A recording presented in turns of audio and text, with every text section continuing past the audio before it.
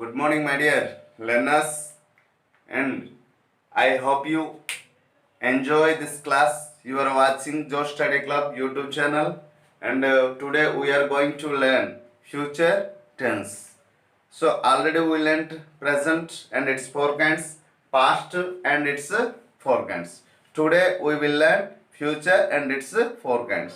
అయితే ఫ్యూచర్ టెన్స్లో మనకి ఎంత ఇంపార్టెంట్ ఉంటుందో మీకు ఎగ్జామ్ రాసేటప్పుడు ఆల్రెడీ మీకు తెలిసి ఉంటుంది. అయితే ప్రజెంట్ పాస్ట్తో పాటు పోలిస్తే ఫ్యూచర్కి వచ్చేటప్పుడు చాలా తక్కువగా, అంటే ఫ్యూచర్ సింపుల్, ఫ్యూచర్ కంటిన్యూస్ ఉంటుంది ఎక్కువ. ఫ్యూచర్ పర్ఫెక్ట్ కంటిన్యూస్ అంటే చాలా తక్కువగా దాని నుంచి ప్రయారిటీ ఉంటుంది. ఓకే, ఎనీహౌ మనము చెప్పాలి ఫ్యూచర్ సింపుల్ టెన్స్. మరి ఫ్యూచర్ టెన్స్ అంటే ఏంటి? ఫ్యూచర్ టెన్స్ అంటే already I told you what will happen. ఏంటండి? వాట్ విల్ హ్యాపన్ అంటే దాని అర్థం ఏంటంటే జరగబోయే విషయాల గురించి తెలియపరచడానికి ఫ్యూచర్ అంటే భూతకాలం. జరగబోయే విషయాల గురించి తెలియపరచడానికి ఫ్యూచర్ టెన్స్ అంటారు. మరి ఫ్యూచర్ టెన్స్ జరగబోయే విషయాలు ఫ్యూచర్ టెన్స్ అన్నాం కదా, అయితే ఎలా? ఫర్ ఎగ్జాంపుల్ చూడండి, జరగబోయే విషయాలు అయితే చెప్పాను ఇప్పుడే. It has divided into four kinds: future simple, future continuous, future perfect conditions. అది కూడా మీకు తెలిసిందే. అయితే future it has divided into four kinds. ఇప్పుడు చెప్పాను జరగబోయే విషయాల గురించి తెలియపరచడానికి ఏంటి future simple. It has divided into four kinds: future simple, future continuous, future perfect continuous tense. Okay, so future perfect continuous tense ఎలా? 4 ఉంటాయి. 1, 2, 3, 4. సో టుడే ఇప్పుడు ఈ క్లాస్లో మనం తెలుసుకుందాం. మరి ఫ్యూచర్ సింపుల్ టెన్స్ అంటే దీన్ని ఫ్యూచర్ ఇండిఫైన్ టెన్స్ కూడా అంటారు, ఫ్యూచర్ ఇండిఫినైట్ కూడా అంటారు. అయితే వాస్తవం ఏంటంటే ఇక్కడ సబ్జెక్టు, హెల్పింగ్ వెర్బ్, ఫ్యూచర్లో సింపుల్లో ఒకే ఒక దగ్గర హెల్పింగ్ వెర్బ్ వస్తుంది. రెండింటి దగ్గర హెల్పింగ్ వెర్బ్. సింపుల్ అంటే 3 types: present simple, past simple, future simple కదా. ప్రెజెంట్ సింపుల్, పాస్ట్ సింపుల్లో హెల్పింగ్ వెర్బ్ రాదు, కానీ ఫ్యూచర్ సింపుల్లో మాత్రం హెల్పింగ్ వెర్బ్ వస్తుంది. Subject, helping verb plus verb 1 plus object. Subject okay, ఇక్కడ మళ్ళీ రాస్తాను.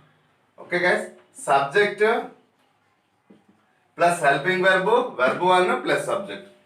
అయితే ఇక్కడ మనం 7 సబ్జెక్ట్ తీసుకుంటామా.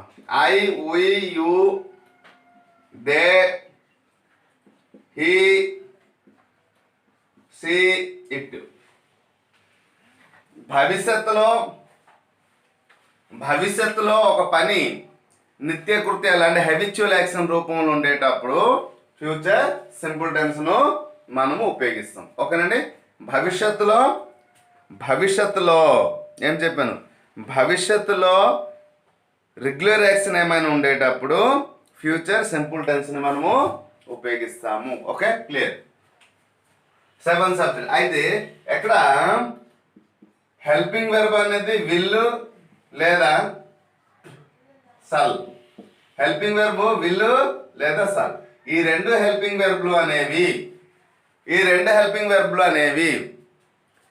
ఎక్కడ ఉన్నటువంటి సబ్జెక్ట్స్ ఏదైతే ఉన్నాయో ఈ సబ్జెక్ట్స్ దగ్గర ఈ రెండిట్లో ఏదైనా ఒకటి ఉపయోగించవచ్చు. అంటే ఫ్యూచర్ సింపుల్ అదే హెల్పింగ్ వెర్బ్, ఫ్యూచర్ కంటిన్యూస్లో అదే హెల్పింగ్ వెర్బ్, ఫ్యూచర్ పర్ఫెక్ట్లో అదే helping verb, future perfect continuous tense. అయితే దీంతో పాటు be plus have plus have been, ఈ 4 అనేది ఈ 4 హెల్పింగ్ వెర్బ్ అనేది వస్తుంది. ఎక్కడ? Present future simple, future continuous, future perfect. ఓకేనండి, ఫ్యూచర్ పర్ఫెక్ట్ కంటిన్యూస్ టెన్స్. ఎలా? 4 హెల్పింగ్ వెర్బ్. కాకపోతే ఇవన్నీ ఈ 3 కూడా దీంతో పాటు ఎయిడింగ్ అయ్యే వస్తుంది. ఓకేనండి, ఈ 3 కూడా దీంతో పాటు ఎయిడింగ్తోనే వస్తుంది. అన్నిటికీ ఇది కామన్ ఏంటంటే విల్లు సల్. Okay, clear? సో మనం ఇప్పుడు తెలుసుకుందాం.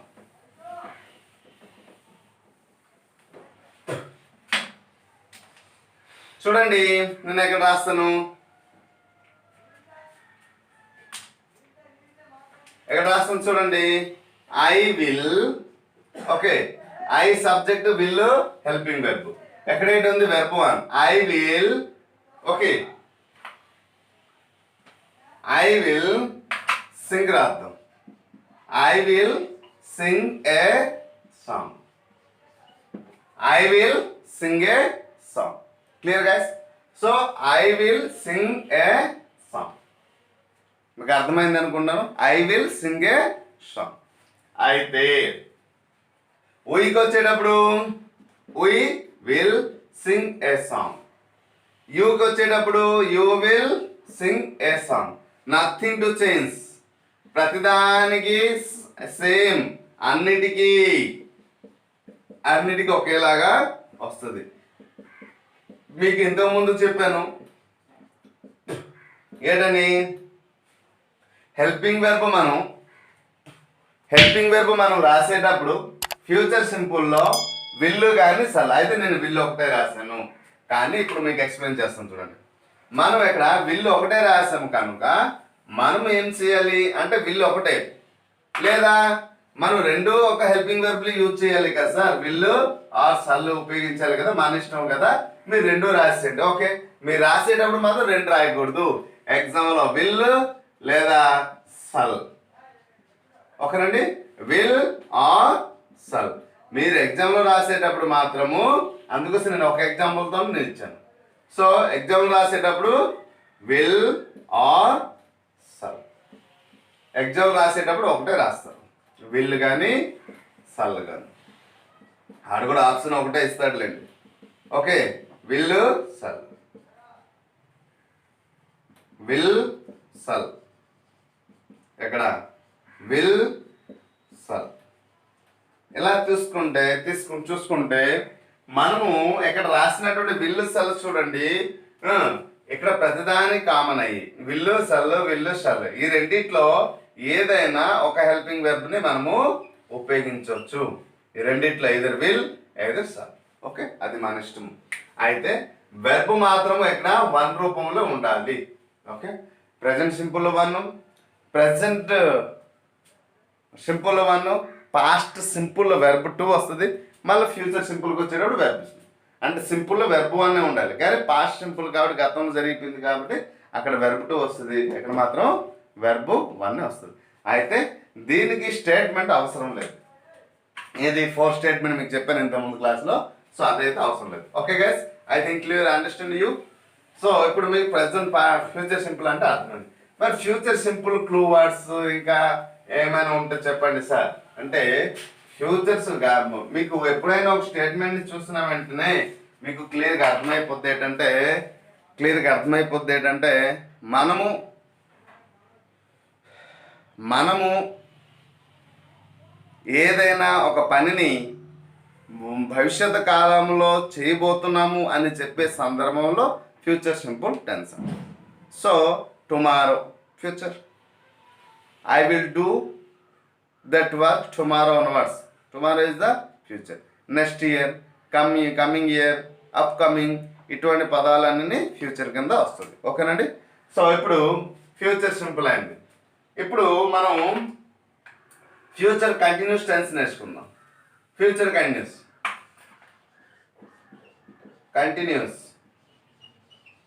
Future continuous tense. దీనికి ఏమవుతుంది, subject, helping verb, verb 4 plus object. ఓకేనండి, subject, helping verb, verb 4 object. అయితే ఇక్కడ నేను ఒక విషయం ఏంటని చెప్పాలనుకుంటున్నాను. మీరు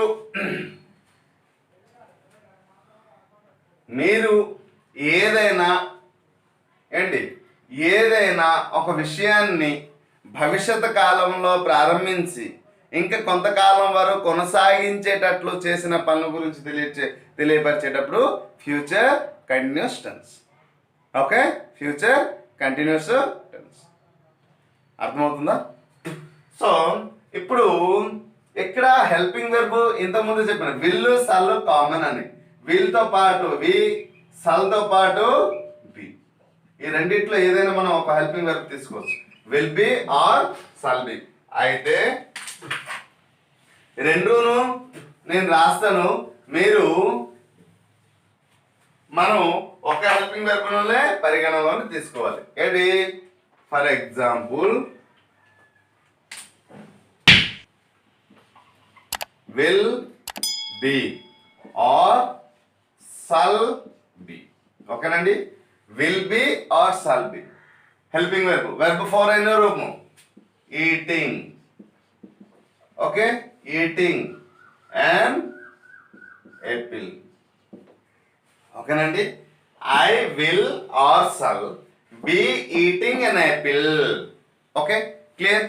సో దీనికి మీరు ఉన్నటువంటి 7 సబ్జెక్ట్ లో ఏంటంటే హెల్పింగ్ వెర్బ్ ఒకేలా వస్తుంది, will, shall be, eating and apple. So same thing. Okay, same thing అన్నిటికీ నేను డిటో కొడుతున్నాను. So I think you understand clearly. So ఇక్కడ verb plus helping verb, I mean helping verb plus verb, object అన్నిటికీ ఒకేలాగా ఉంటుంది కాబట్టి నేను ditto కొట్టడం జరిగింది. ఓకే, అయితే ఒకటి ఇక్కడ గమనించండి. ఫ్యూచర్ కంటిన్యూ మీకు చెప్పాను, పాస్ట్ పర్ఫెక్ట్ నుండి 6 కైండ్స్ ఆఫ్ హెల్పింగ్ వెర్బ్ లో 6 కైండ్స్ ఆఫ్ టెన్స్ లో 6 కైండ్ ఆఫ్ టెన్స్ లో హెల్పింగ్ వెర్బ్ ఒకేలాగా ఉంటుంది. సేమ్ దేనికి? సబ్జెక్ట్స్ కి. ఈ సబ్జెక్ట్స్ కి హెల్పింగ్ వెర్బ్ అనేది ఒకేలాగా ఉంటుందని నేను చెప్పాను. సో అది ఏంటండి? Past perfect, past perfect conditions. ఎక్కడికి వచ్చేటప్పుడు future simple, future continuous, future perfect, future perfect conditions. Already past perfect లో సబ్జెక్ట్ సింగులర్ లో ఉందా ప్లూరల్ లో ఉందా మనం చూడలేదు. First person, second person, third person. అలాగే పాస్ట్ లో చూడలేదు, పాస్ట్ పర్ఫెక్ట్ కండిషన్స్ కూడా చూడలేదు. అలా ఫ్యూచర్ లో కూడా సింపుల్ ఇప్పుడు చెప్పాను, ఎక్కడ మనం చూడలేదు సబ్జెక్ట్ అది సింగులర్ లో ఉందా ప్లూరల్ లో ఉందా, ఫస్ట్ పర్సనా సెకండ్ పర్సనా థర్డ్ పర్సనా మనం ఏం చూడలేదు. ఫ్యూచర్ సింపుల్ లో కూడా అలాగే రాసాము, future conditions. Next future perfect లో కూడా అలాగే రాస్తాం, ఫ్యూచర్ పర్ఫెక్ట్ కండిషన్స్ లో కూడా అలాగే రాస్తాం. ఏంటి రాస్తాము అంటే helping verb does not depend upon the subject. ఎక్కడ?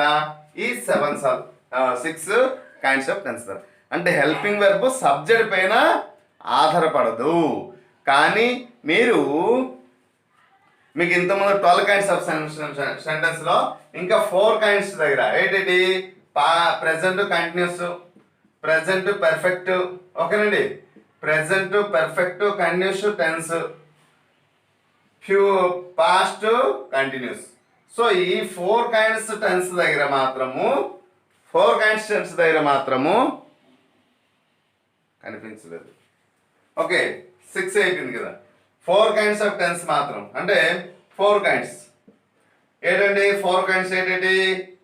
Present continuous, present perfect, present perfect continuous tense, past continuous.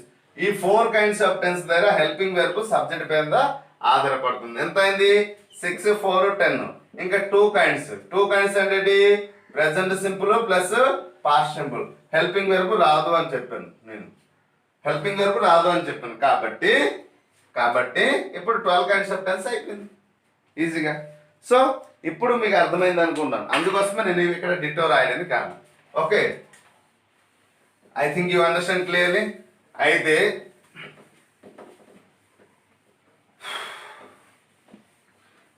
ఇప్పుడు ఫ్యూచర్ పర్ఫెక్ట్ కంటిన్యూస్ టెన్స్ అనేది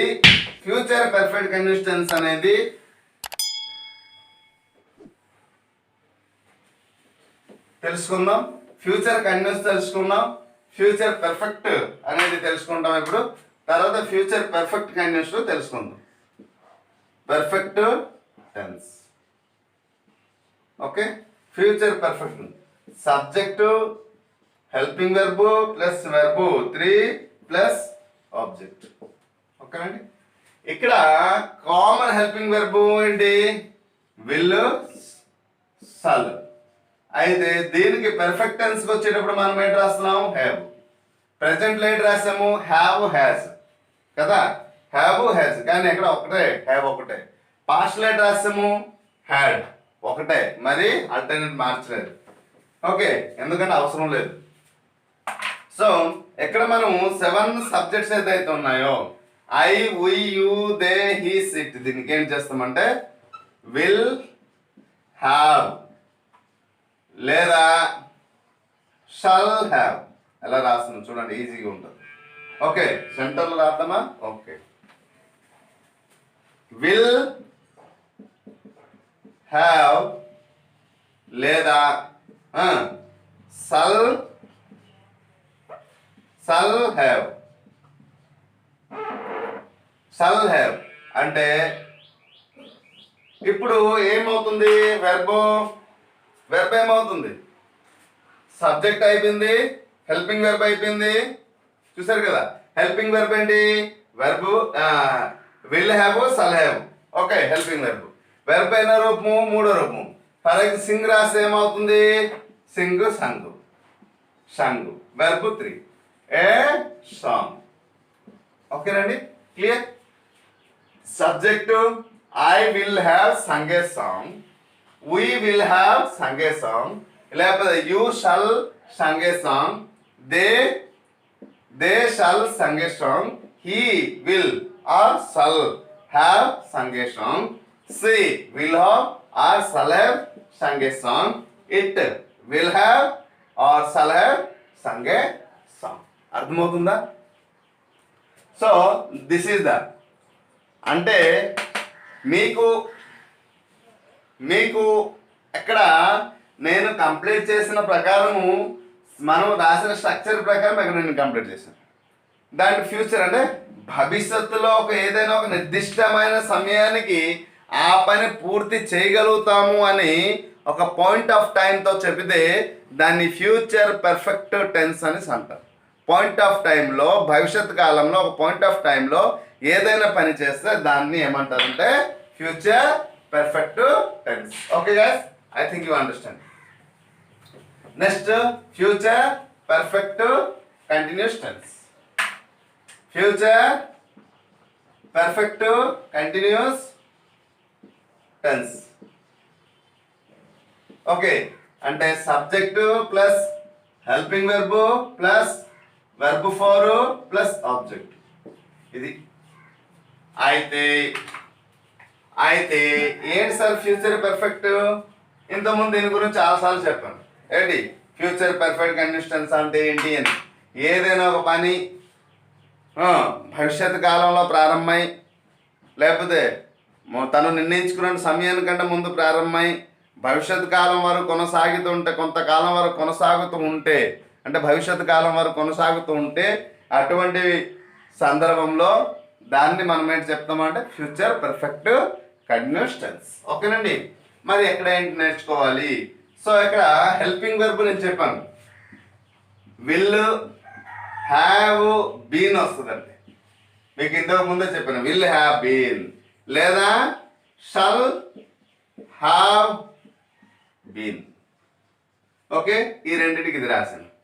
ఈ రెండిటికి అంతే, విల్ హ్యావ్ బీన్ లేదా షల్ హ్యావ్ బీన్. ఓకేనండి. నెక్స్ట్ హీ సిటీ కూడా అంతే, హీ సిటీ కూడా మార్పు ఉండదు. Okay, he city